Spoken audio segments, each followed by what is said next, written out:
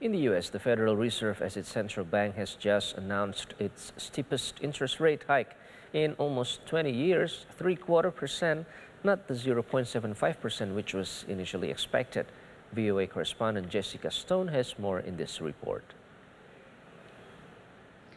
Hello from Washington. Well, just a year ago, U.S. Treasury Secretary Janet Yellen said this price inflation would be temporary. But obviously, that is not what has happened. In fact, COVID-battered consumers have seen the prices go up on everything from food to fuel month after month. And that led Treasury Secretary Janet Yellen just a week ago to admit she was wrong on CNN.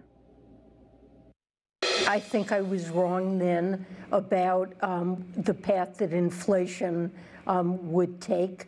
As I mentioned, there have been unanticipated and large shocks to the economy that have boosted energy and food prices and supply bottlenecks that have affected our economy badly that I at the time didn't fully understand.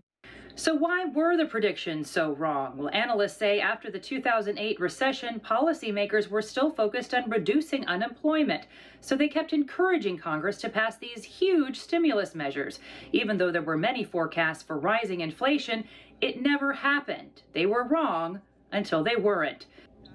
Economic forecasts that inflation wouldn't rise quickly did not anticipate the impacts of pandemic-stressed supply chains and the war in Ukraine.